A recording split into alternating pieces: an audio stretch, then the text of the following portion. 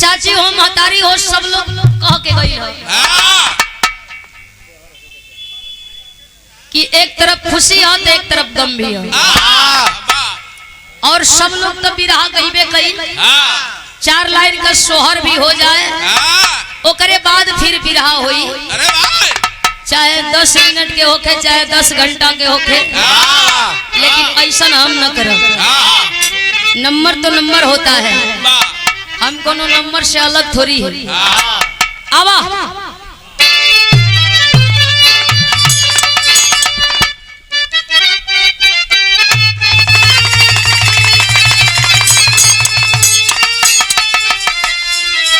अरे कहवा से आवेले पियरिया पियरिया लागल झालरी पियरिया लागल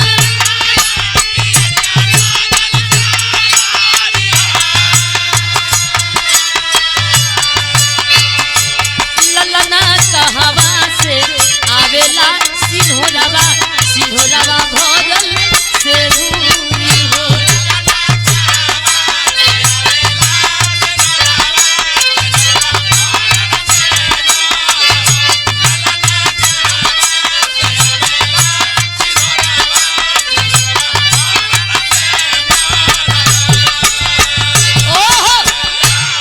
नैहरे से जावेले पियरिया पियरिया लागल झालरी पियरिया लागल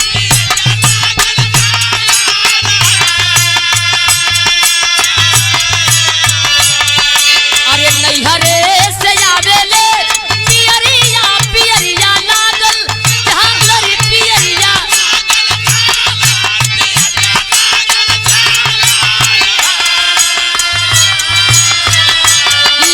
ससुरे से आवेला सिंहोरवा सिंहोरवा भरल से भूरी हो सिंहोरवा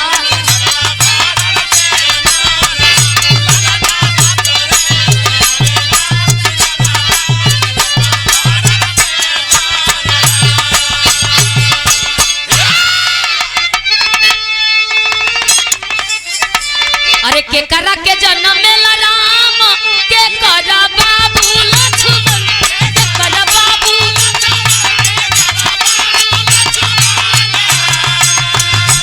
अरे हो के करा के अरे हो के करा के भरत अरे हो के करा के भरत धुराल महलिया उठे सोहा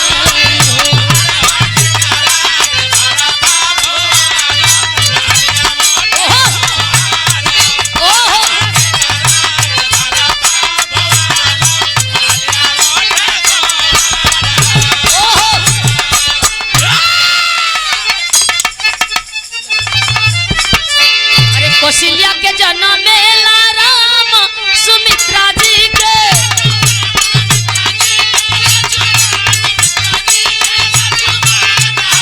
अरे हो कही के भरत भुआल महलिया उठे सोहरी हो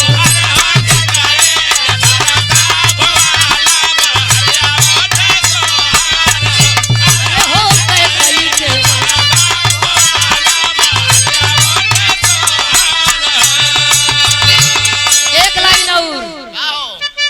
अरे बधैया बाजे अरे बधैया बाजे भैया द्वारे बधैया बाजे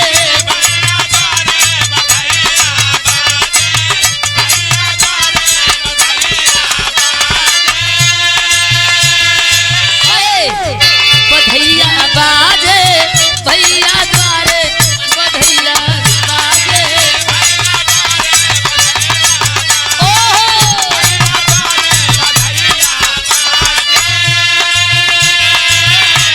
लुटावे लायन धान सोनमा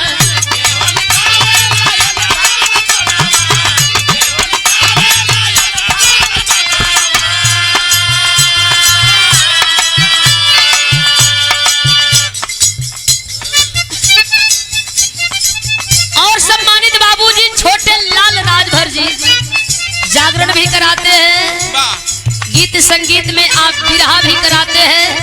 आप बाबूजी की ओर से फूल से उपहार सादर 200 रुपया देके सम्मान के लिए बहुत बहुत बोले। और पंटी राजभर की ओर से 100 रुपया बहुत बहुत बोले। सबके पोलगी प्रणाम हो।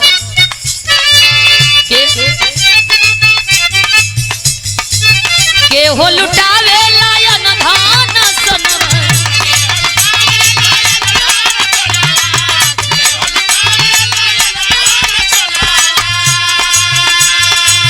अनधन सोनवा हो यौरी खजनवा,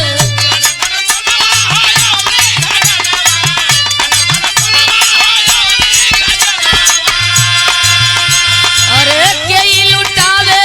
रुपया दुआरे बधैया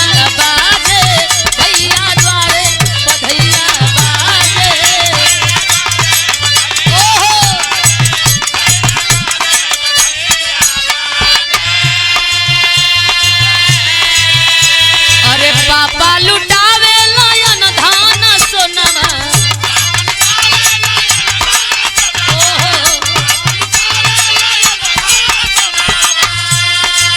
अनधन सोनवा हो यौरी खजनवा,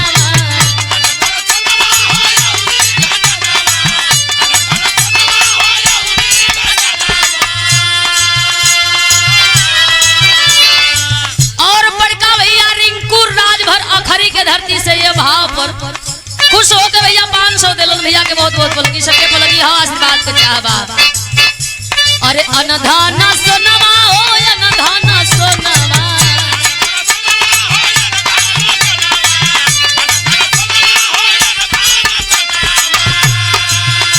अरे मम्मी लुटावेली रुपया दुआरे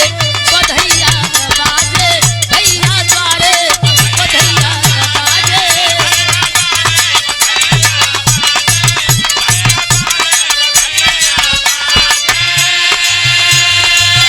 आके आशीष दिहल ही तमी तैयार हो,